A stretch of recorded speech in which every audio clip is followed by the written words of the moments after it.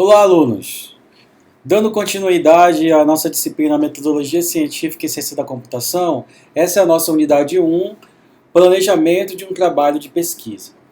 O que é o planejamento de um trabalho de pesquisa? Muitas vezes o aluno ele cai de cabeça em métodos de pesquisa, né? Ele começa a executar métodos de pesquisa sem saber muito para onde ir. Geralmente o aluno, quando ele começa uma pesquisa sem saber muito para onde ir, é porque ele não planejou esse trabalho, essa pesquisa, né? Ele não planejou previamente o trabalho dele e saiu executando os passos, né, ao léu. Nessa unidade, a gente vai tentar entender o que é esse planejamento, né? Quais são os conceitos básicos de um trabalho de pesquisa, tanto de nível de graduação, de mestrado, de doutorado, tá? Ou até mesmo trabalhos do dia a dia de um pesquisador. Bem, era uma vez, né, aquela historinha básica de uma aluna de graduação ou de um aluno de graduação que precisavam resolver um problema. Tá? Que problema era esse? Tinha um rio numa cidade, tá? O rio cortava a cidade ao meio e não tinha uma forma segura de atravessar esse rio, certo? O aluno convenceu o prefeito de que gostaria de resolver esse problema.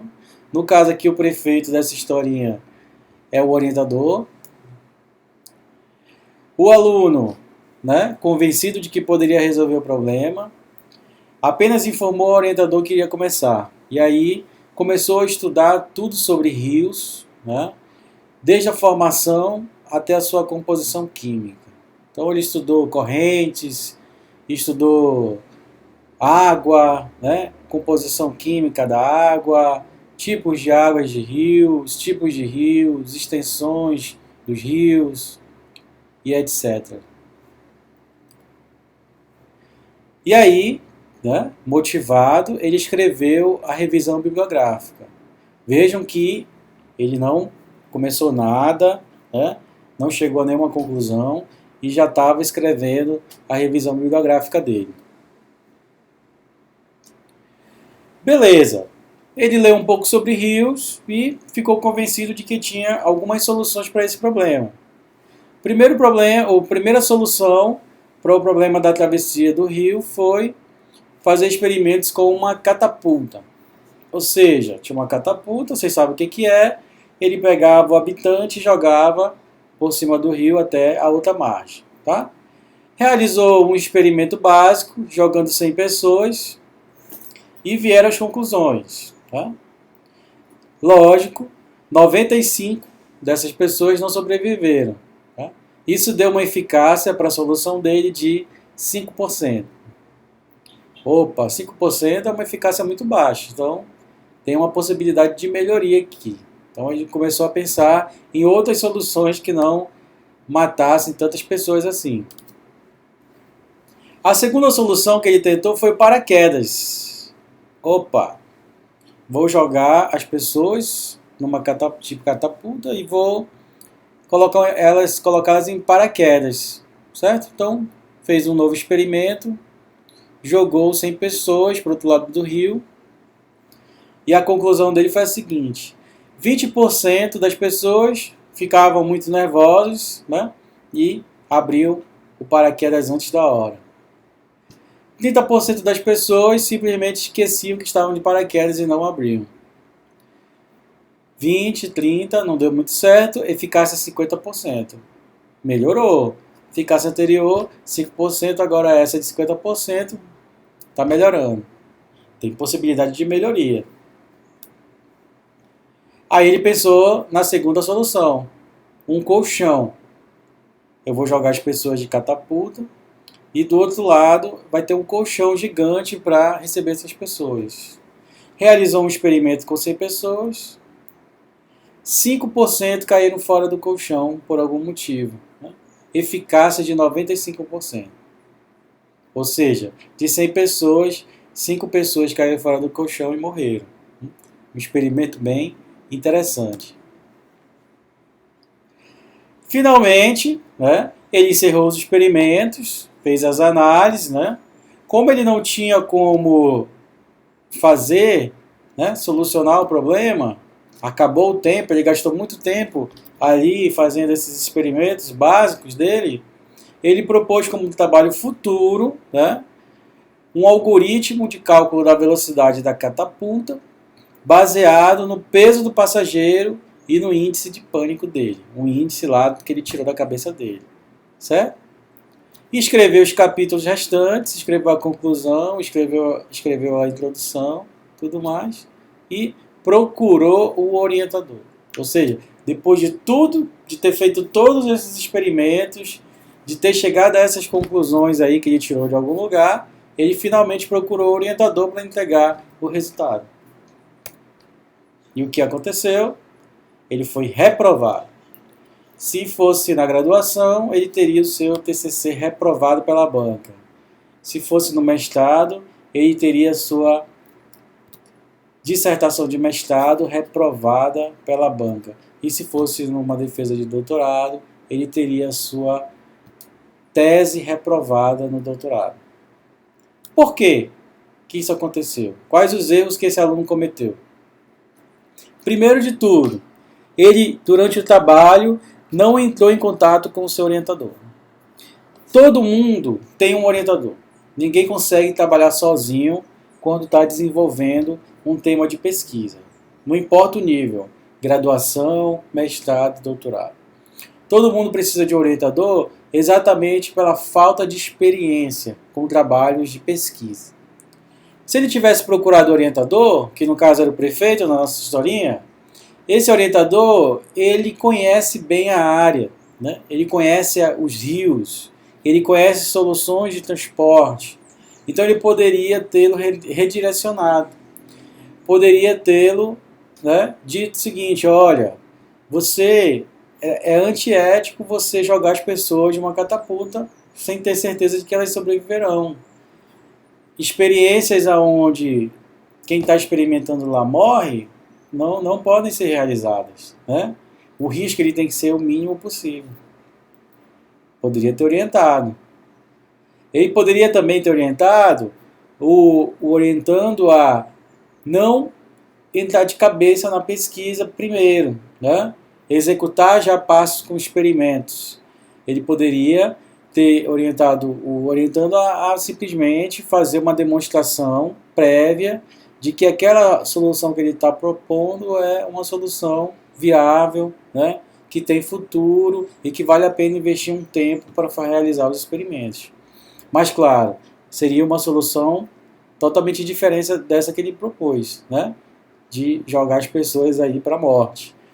5% ou 95% não são resultados bons, né, quando envolvem a morte de pessoas.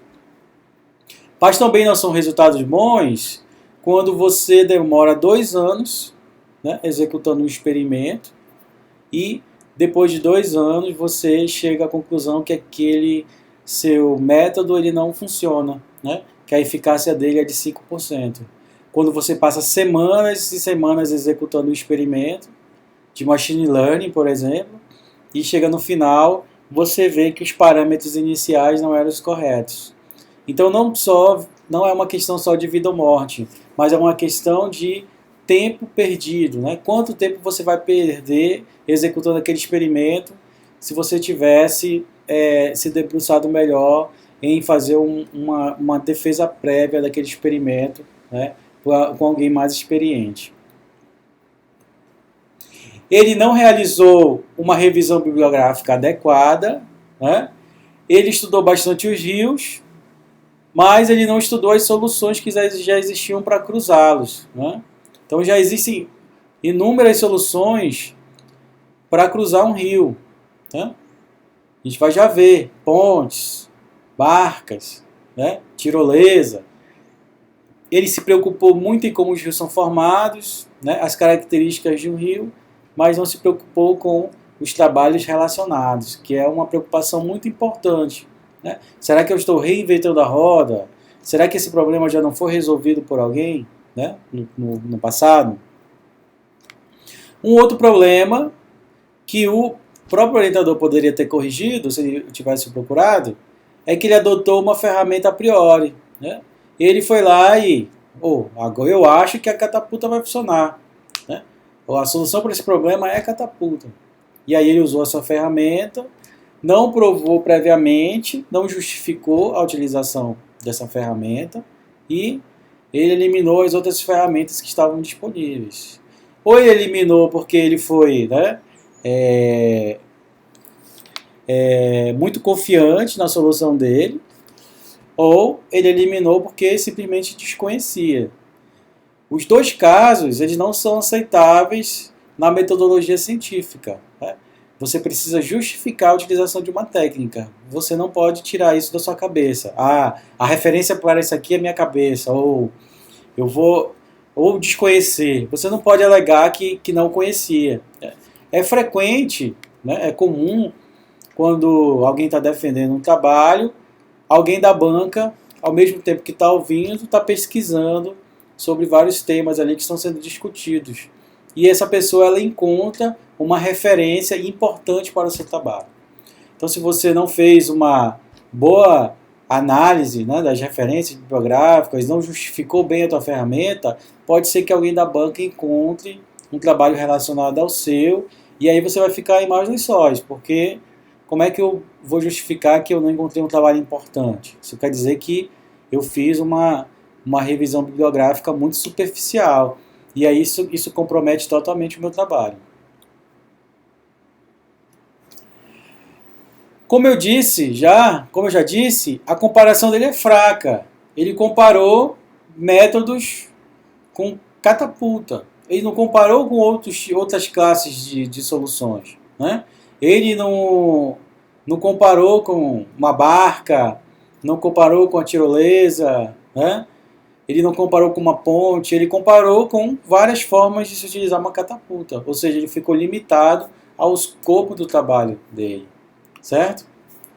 Além disso, ele precisa mostrar que aquela solução serve para qualquer tipo de rio, para qualquer escopo do problema. E ele não mostrou. A gente viu que ele fez alguns experimentos, chegou a uma conclusão básica, escreveu lá a conclusão dele, né, dizendo o que era melhor. Inclusive nem fez, né, que não deu tempo.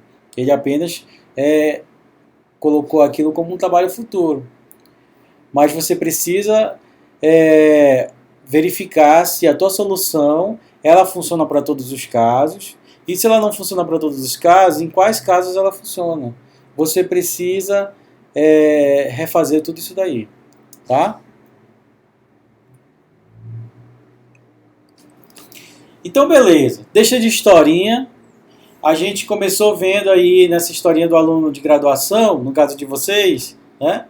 Que um dos aspectos importantes é ter uma certa orientação. Então, geralmente, né, quase 100% dos casos, qualquer aluno que inicia um trabalho, né, que vai usar alguma metodologia científica, ele tem um orientador para fazer todas as orientações, né, para passar as dicas, para fazer, para definir qual caminho vai seguir, certo? Então vamos falar um pouco sobre essa preparação de um trabalho de pesquisa. Né? Vamos entender o que é um trabalho de pesquisa, o que ele tem que ter e como a gente se prepara para começar. Geralmente, todo mundo tem um trabalho de pesquisa, um plano de pesquisa, né? Um plano de trabalho. Então, por exemplo, quando eu começo um PIBIC, o teu projeto de PIBIC que foi aprovado, que foi selecionado, aquele projeto é o teu plano. É aquilo que você vai seguir. Então lá tem o teu problema, tem a tua metodologia, tem a justificativa, e aí você vai trabalhar em cima daquilo. O teu TCC, lá no primeiro mês do TCC, você define com o teu orientador de TCC o que você vai fazer. Né? Qual é o plano de trabalho, diretivas gerais lá do que você tem que fazer e o que você tem que entregar. Certo? TCC, pós-graduação lá, geralmente a pós-graduação, uma especialização, tem um trabalho final. Você tem um orientador e ele vai definir lá as áreas que vocês vão trabalhar, né, que você vai trabalhar e ele vai te orientar. e você vai ter um plano de trabalho de pesquisa.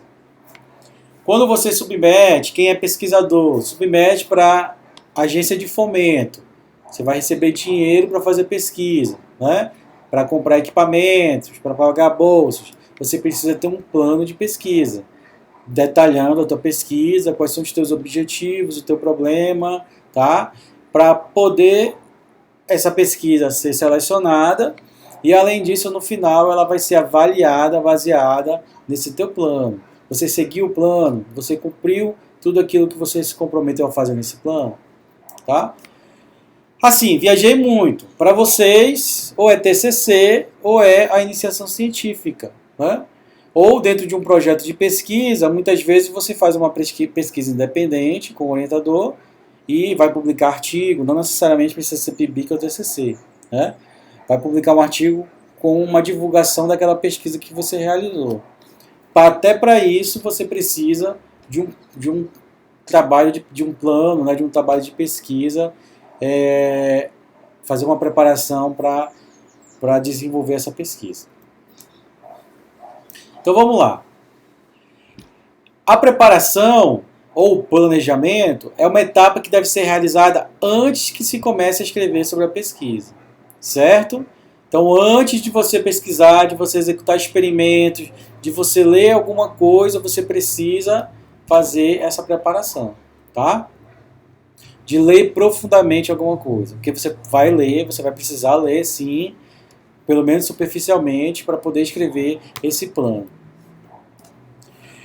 Pesquisa é diferente de revisão bibliográfica. Isso pode parecer simples, mas não é. Muitas vezes os alunos, né, de graduação ou de pós-graduação também, eles confundem.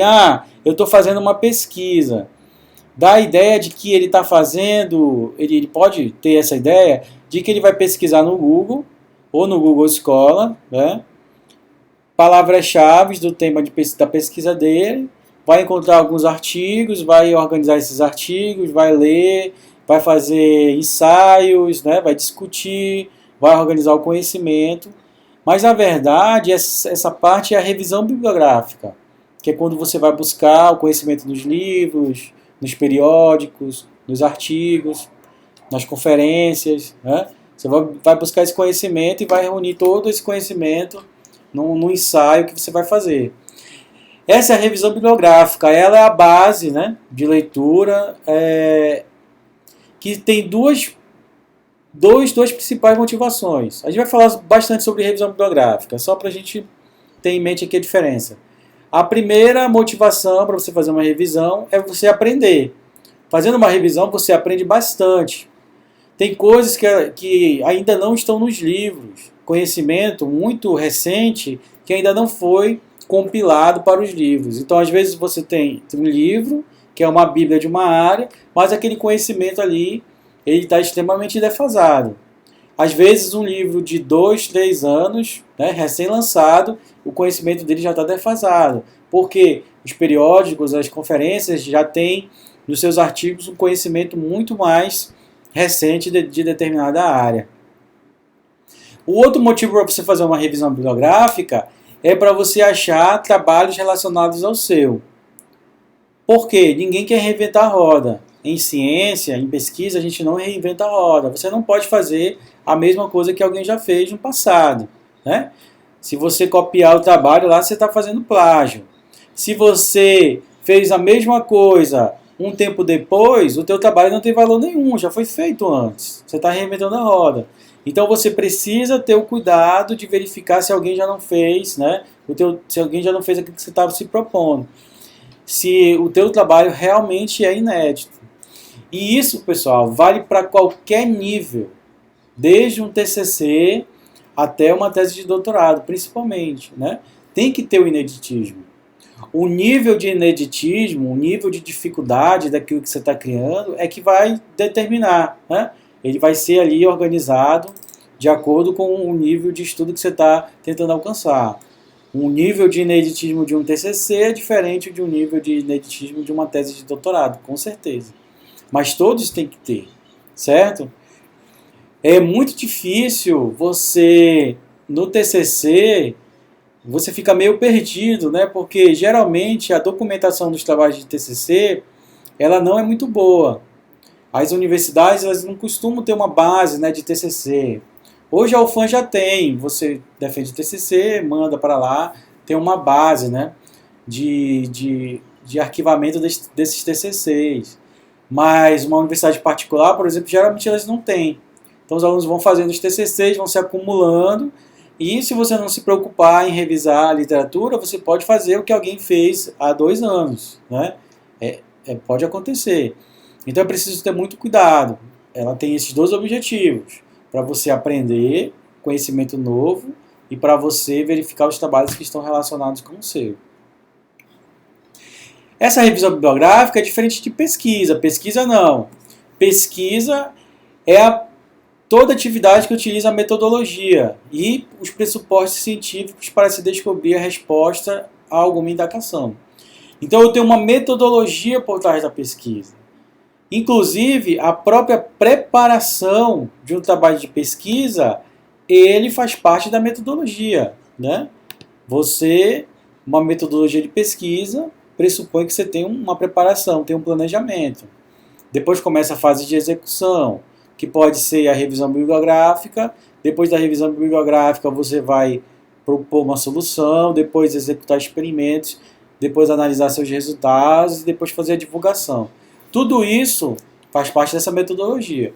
E vejam que a revisão bibliográfica, que muita gente confunde com pesquisa, é apenas uma parte, tá? Uma parte importante, mas nem é a parte mais importante, né? A parte mais importante mesmo é aquilo que você está propondo lá no seu trabalho e como que você provou que aquela sua solução ela realmente funciona.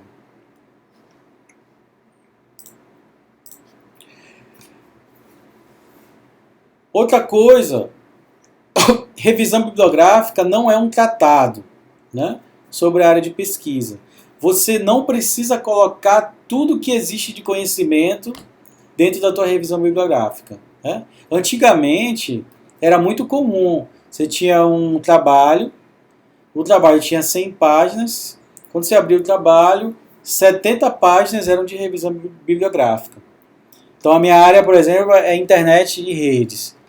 Um aluno escrevia lá um TCC, uma tese de mestrado, 70 páginas, né? Aí você ia ver o conteúdo da revisão bibliográfica, tinha história da internet, o que é a internet, arquitetura de internet, né? O cara contava tudo, né, os conceitos mais básicos de redes, né? Isso não é necessário. Acontece que quem vai revisar o teu trabalho geralmente é um especialista na área, né? E esse especialista na área ele já conhece esses conceitos básicos. O teu trabalho precisa ser autocontido. Você pode ter conceitos básicos, mas você não precisa escrever 30, 50 páginas de conceitos básicos, né? Você pode ter lá conceitos básicos em 1 ou 2 páginas, mas o restante da tua revisão bibliográfica geralmente tem que ser uma discussão em cima do teu problema, né? Trabalhos relacionados com o teu problema, teorias importantes para que as pessoas que vão ler as próximas páginas lá para frente entendam a sua pesquisa, tá? Mas não precisa ser você escrever um livro sobre determinada área e colocar lá na revisão bibliográfica, né? Isso não é necessário. Então, hoje em dia, as revisões bibliográficas elas são menores, tá? Mas hoje elas focam mais nos trabalhos relacionados e não em escrever conceitos básicos de determinada área, que quem vai avaliar o trabalho e quem vai usar o trabalho depois já tem conhecimento disso daí. Então vamos lá. Então existem 3 coisas básicas para a preparação de um plano de pesquisa, para que esse plano de pesquisa ele não falhe. O primeiro é a definição do tema, certo? O segundo é uma boa descrição do problema, tá? Uma formalização do problema. E o terceiro é a descrição dos objetivos, ok? Então vamos começar. O tema. O tema, gente, o tema é uma das coisas mais importantes. Geralmente o tema define uma carreira, né? Dependendo do tema que você escolher para um TCC, por exemplo, ou de um tema que você... o tema de pesquisa de um grupo de pesquisa na UFAM, né? Um grupo de pesquisa, você vai decidir entrar no grupo de redes. Então, o tema lá vai ser dentro de redes. Você vai entrar no grupo de Machine Learning. O teu tema de pesquisa lá vai ser Machine Learning. Vai entrar no grupo de banco de dados. O teu tema de pesquisa vai ser dentro de banco de dados. Tá? Então, a definição do tema depende das duas pessoas participantes, do orientador e do pesquisador, que no caso é o aluno. Tá? Tem alguns professores que dizem que o aluno não é pesquisador. Dizem que o pesquisador só pode ser chamado de pesquisador quem terminou o doutorado, né? Eu concordo com isso. Você tem que ter, para ser chamado de pesquisador, realmente você precisa passar por uma formação sólida de doutorado, tá? Mas aqui o slide está pesquisador, tá tudo bem. Então, vai ter que ter um casamento. Você não vai trabalhar com rede se o teu orientador trabalha com machine learning. Você não vai trabalhar com IoT se o teu orientador trabalhar com informática e educação. Tem coisas em comum nessas áreas? Tem. Mas assim, a definição do tema mesmo, central da tua pesquisa, vai depender muito do orientador. Com o que o orientador trabalha? Por exemplo, na UFAM, lá no ICOMP, eu desconheço algum professor que trabalha com computação quântica. Né? Se tem algum professor que trabalha com isso, ele trabalha individualmente lá, não tem nenhum grupo de pesquisa nem nada. Então, se um aluno do ICOMP desejar trabalhar com computação quântica, ele vai ter um pouco de dificuldade, né, de trabalhar com esse tema. Então, ele vai ter que pesar. Ele procurar um professor que tem interesse, de repente tem, né, os professores têm milhares de interesses aí nas áreas de computação. Pode ter um professor que se interessa por computação quântica, eu não conheço, né, no momento. Que se interessa não, todo mundo se interessa, né? É uma área interessante, mas que trabalha no dia a dia com computação quântica. E se o aluno quiser pesquisar nessa área, ele vai ter um pouco de dificuldade. Mas, por exemplo, Machine Learning, vários professores trabalham com Machine Learning.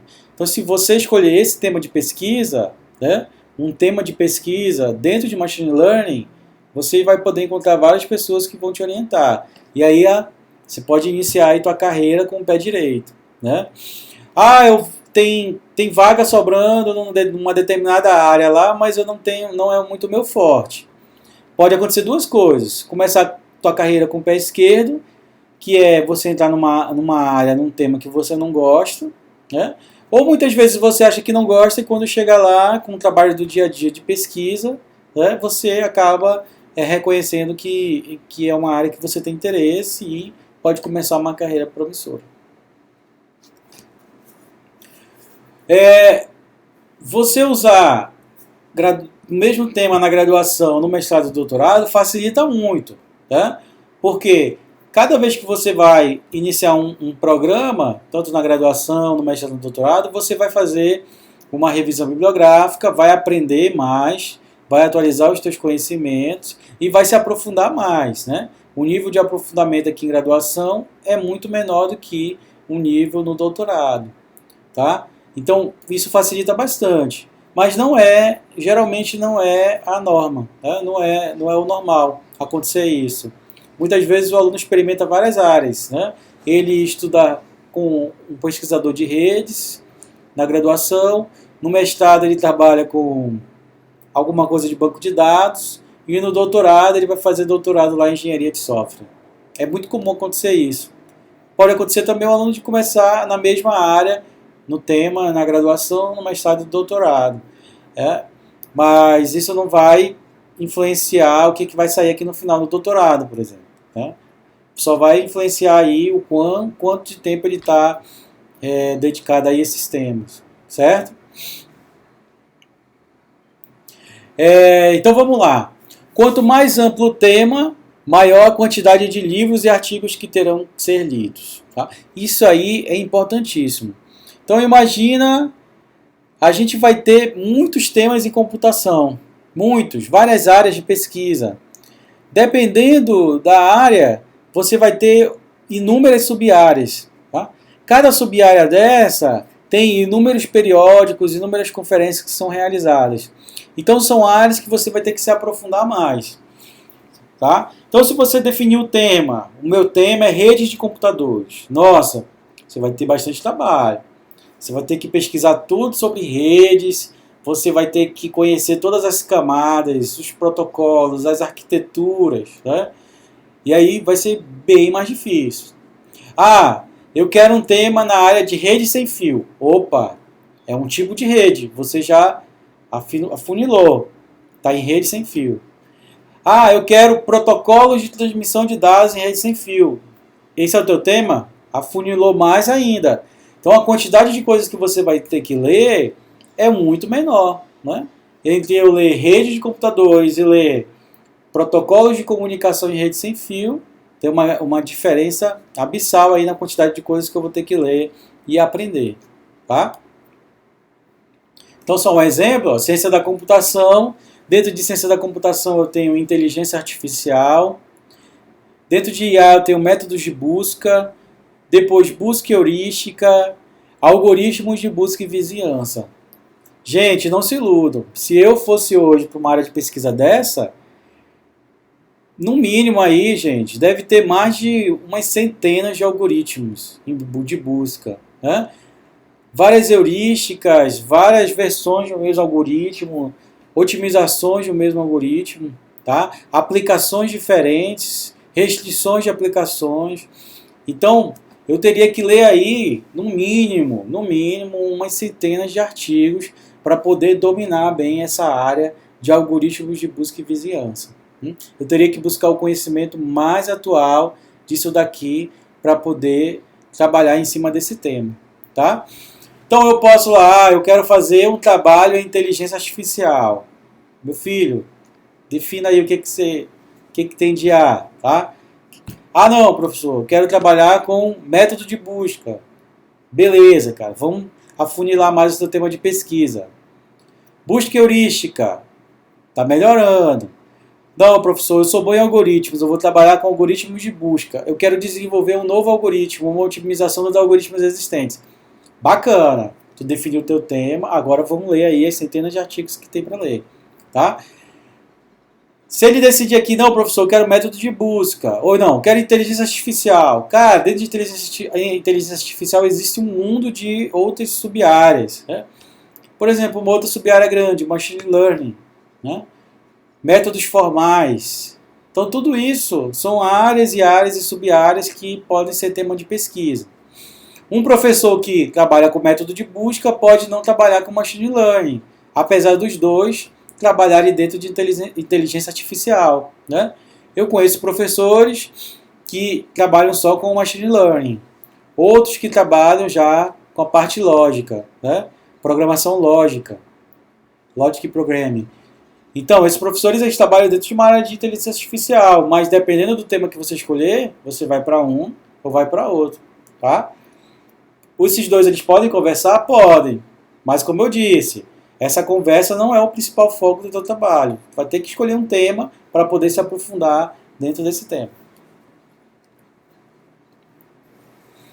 Então, a recomendação é buscar temas cada vez mais específicos, tá? Antes de se propor um objetivo de pesquisa. Então você tem que especificar bem. Ah, eu quero trabalhar com um banco de dados. Existem hoje várias arquiteturas de banco de dados. Você vai escolher uma. Dentro dessa arquitetura que você escolheu, quais são as subarquiteturas ou os subtemas lá dentro? Escolhe um, tá? Ah, é um novo tipo de banco de dados. Beleza. Dentro desse tipo de banco de dados, quais são os correlatos? Qual é a área correlata ali para essa nova arquitetura de banco de dados que você está querendo trabalhar? E mais importante, tem alguém onde você está que trabalha com isso? Alguém que possa te orientar? Tá? Se tiver, então esse é um ótimo tema de pesquisa.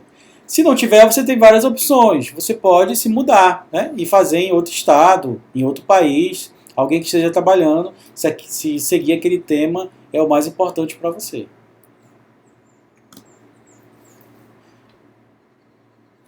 A gente vai parar aqui nessa aula, tá? Falando sobre o tema. E a nossa próxima aula a gente vai continuar falando do problema e a definição dos objetivos do trabalho.